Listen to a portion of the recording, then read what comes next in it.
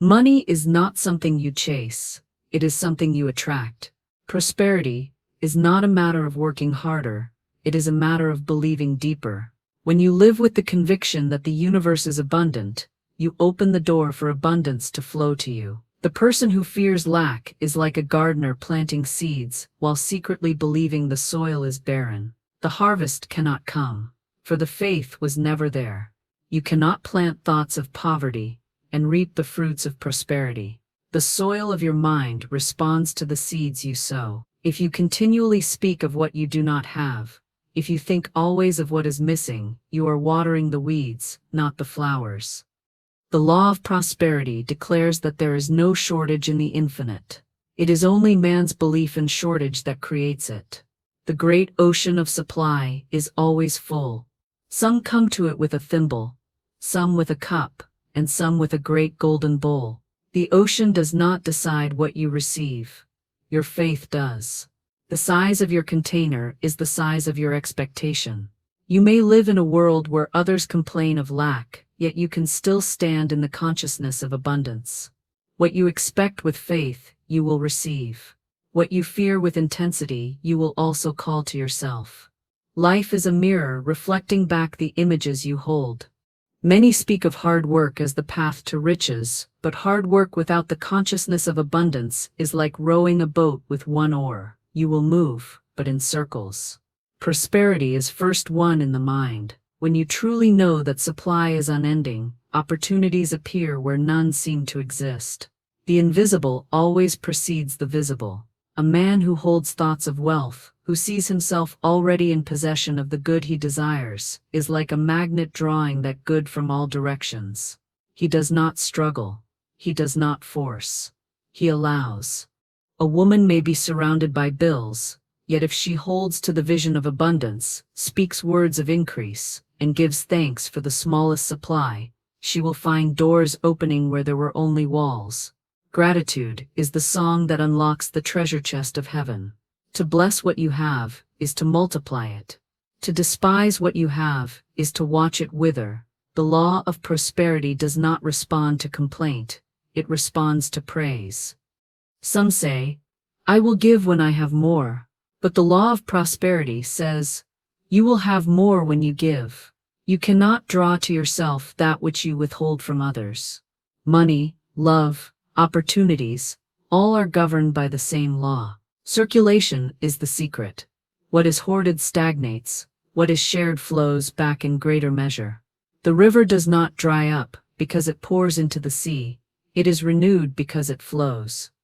If you are in need, begin by blessing every penny you have. See it as a seed that will grow. Speak to it as if it were alive. For in the spiritual realm, all things respond to the vibration of your words. Say, "This money comes back to me multiplied."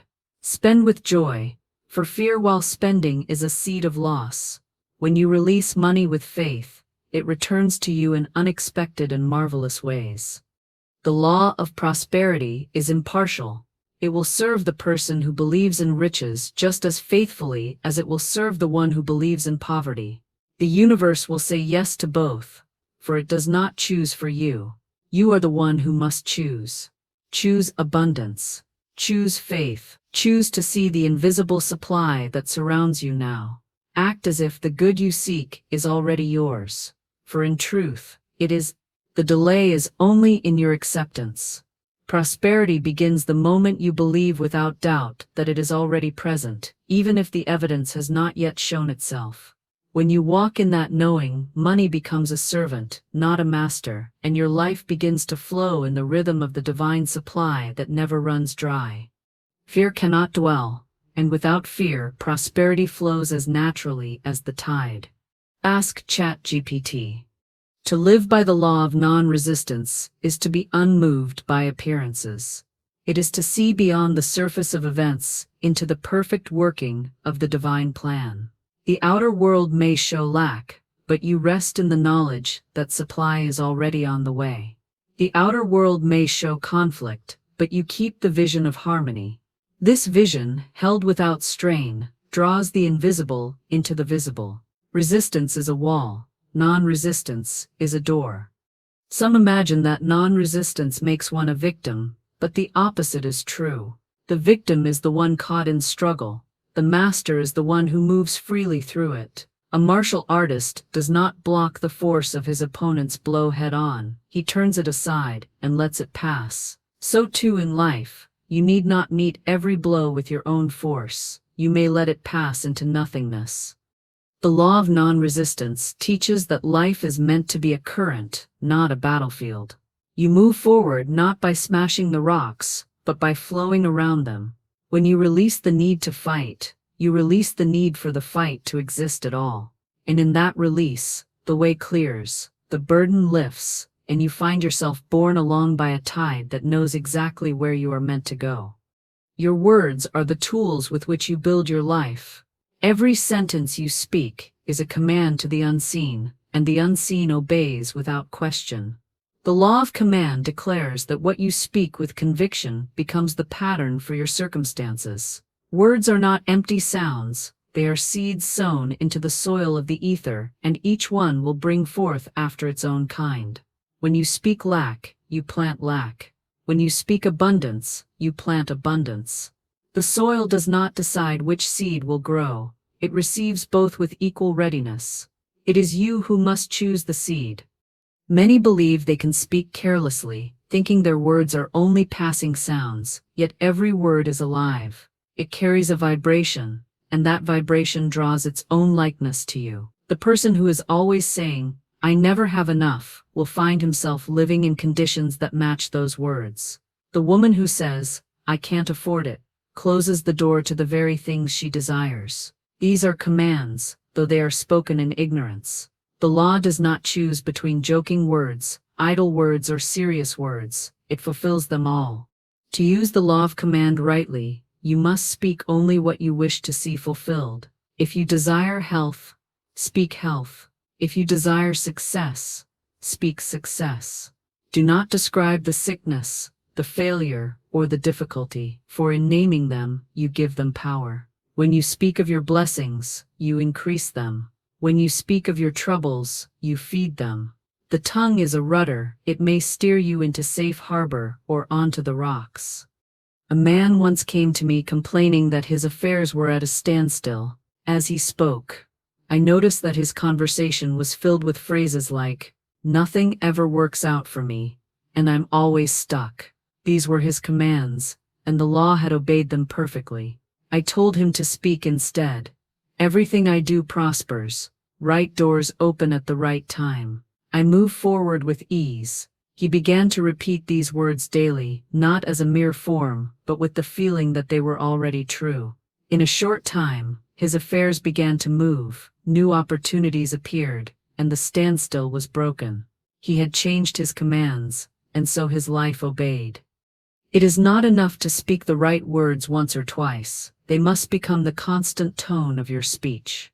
Many undo in an hour what they have built in a week by speaking words of doubt or complaint. You may plant a seed in the morning and uproot it by nightfall if you speak against it. Guard your words as you would guard your most precious possession. Let no idle or negative speech escape your lips. The law of command is not magic. It is order. You are the ruler of your world through the authority of your word. In ancient times, the king's word was law, and none dared question it. So it is with your spoken word, once uttered with belief, it goes forth to bring its own fulfillment. If you speak defeat, defeat will come as faithfully as a servant obeys a summons. If you speak victory, victory will come in the same way. The law is impersonal. It does not favor one person over another, but it will serve each according to their command. When you speak, speak in the present tense, for the subconscious knows only now. Do not say, "I will be rich," for that keeps your good always in the future. Say, "I am rich now. I am prosperous now. I am successful now." These words, spoken with faith, form a picture in the mind, and the mind, held to that picture, will call forth the outer reality to match it. Do not allow the words of others to overrule your own. If someone speaks limitation over you, cancel it at once with a greater word. If another says, "Times are hard," you may answer, I live in the rhythm of divine supply. My needs are met in perfect abundance. You need not argue. Simply state your command and hold to it. The tongue can bless or curse, heal or wound, open doors or shut them. When you understand the law of command, you will no longer speak carelessly. You will know that every word is a seed, and every seed will grow.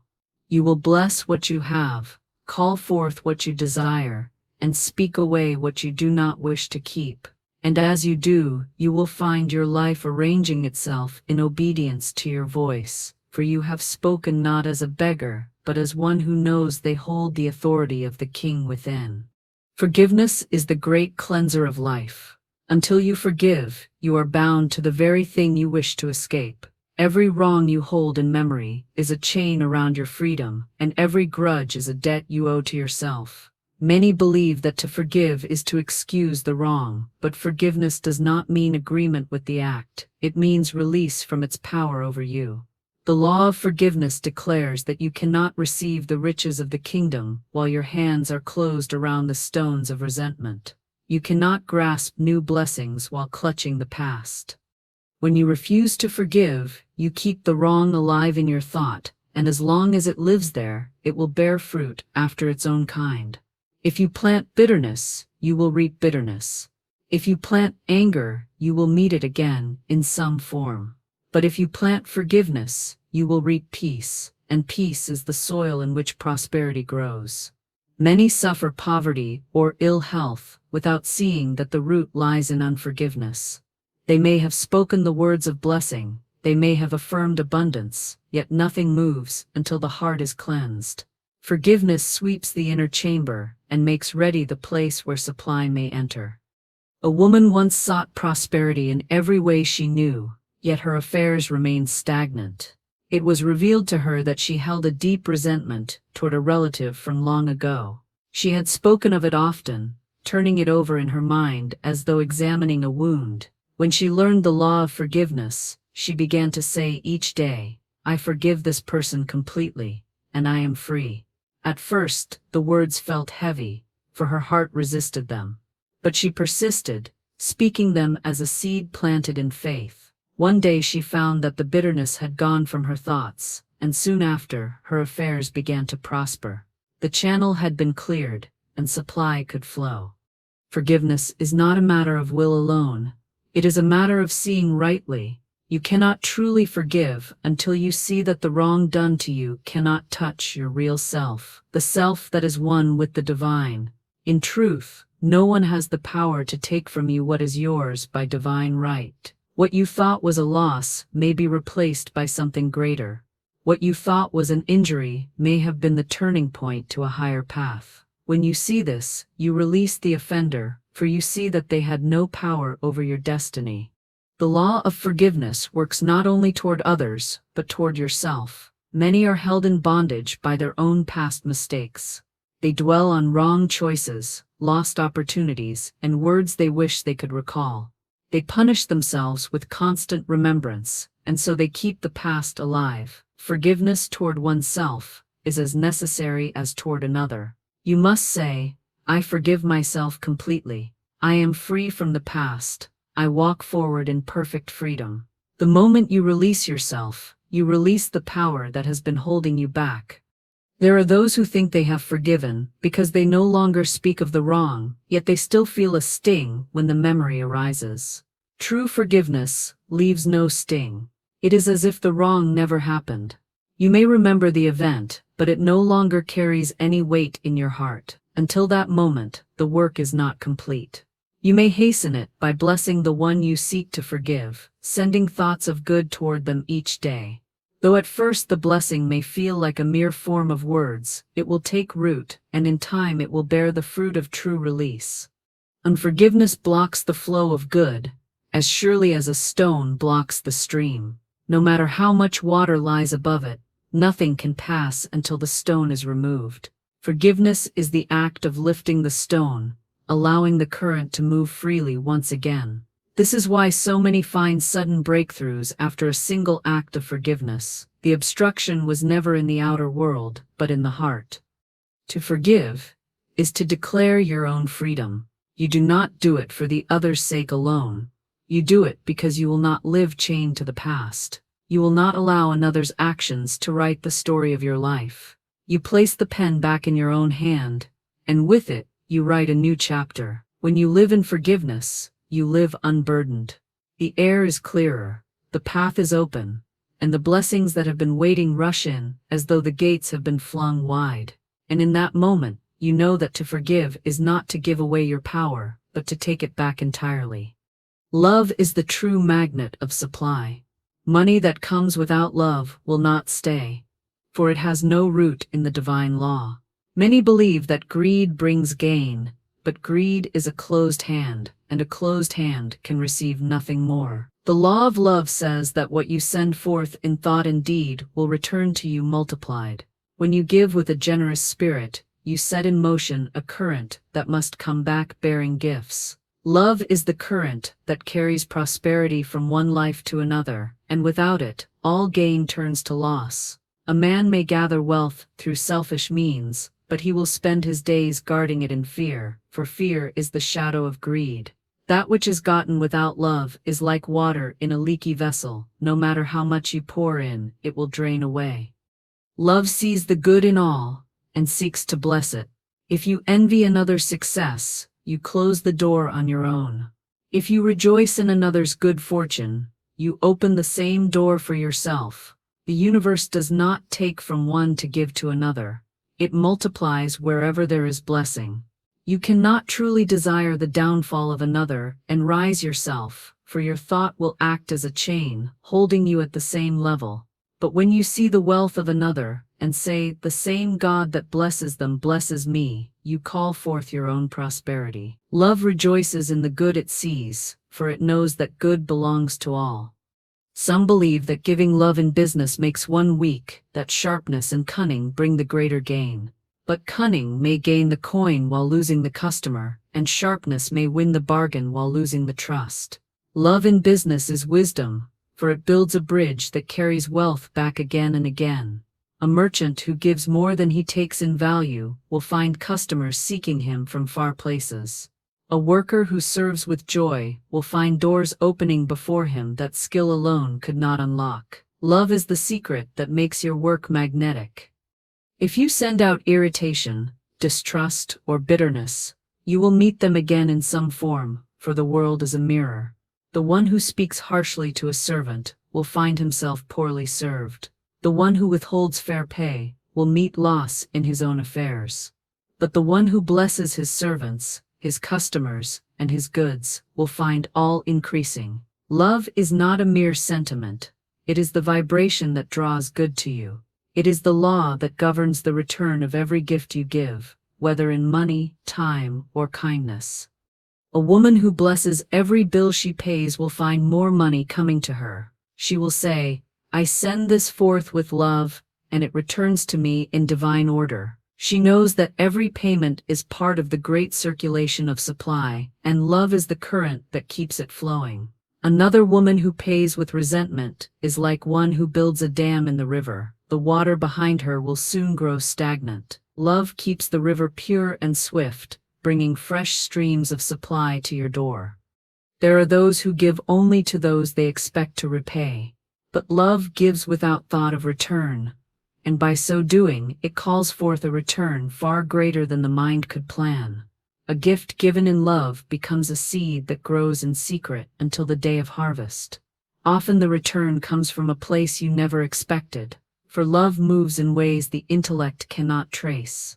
You may give to a stranger and be repaid by a friend. You may give time to a cause and find your own affairs blessed beyond reason.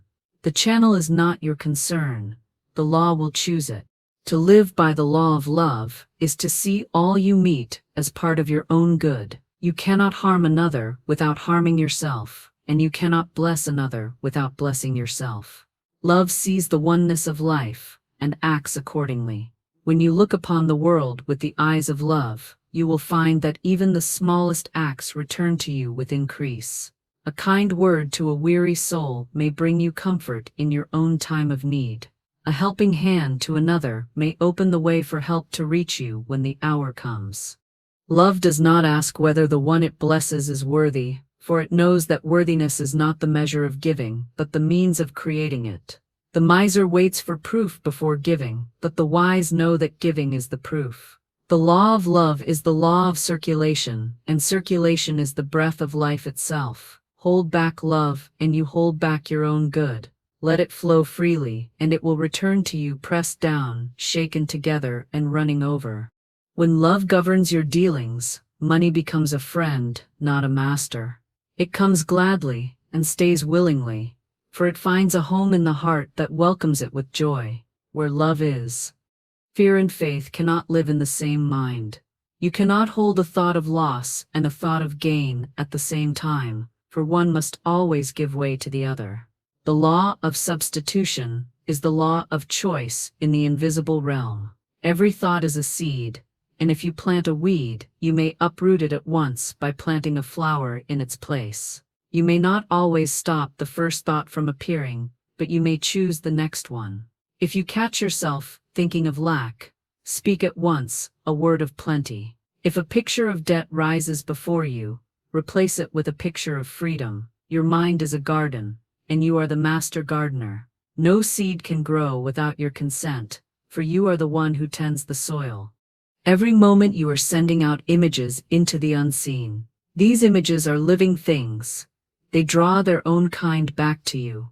When you fear poverty, you are inviting it to your door. When you imagine prosperity, you are giving it your address. The universe is not confused. It simply reflects the dominant image you hold. If you are planting flowers in the morning and weeds at night, you will harvest a field of both. But if you plant only flowers, you will walk among beauty. The law of substitution teaches you to be watchful, for idle thoughts are seeds as surely as deliberate ones. The mind left unattended will drift toward fear as a ship drifts toward the rocks. You must be the captain who steers it toward safe waters. A woman may say, "I cannot help worrying, my thoughts come without my will." But this is not so. She has simply let her mind wander like a stray child in a busy street. You may call it back at once and give it a safe path to walk. You may say, "I think only thoughts that bless, prosper, and uplift. Every picture I hold is one of peace and plenty." At first the old pictures may try to return. They will knock at the door of your mind, for they are used to living there. But if you refuse them entry, they will grow weaker until they come no more. This is the work of the law of substitution, not to fight the dark, but to turn on the light. Some spend years wrestling with their fears, believing that by struggle they will overcome them. But struggle is still attention, and attention feeds the thing you do not want. The quickest way to drive out the wrong thought is to invite the right one. If a man fears illness, let him fill his mind with health until there is no room for sickness. If a woman fears loneliness, let her dwell upon companionship until her heart is warm with the joy of it. The universe cannot give you both at once. It will give you the one you dwell upon.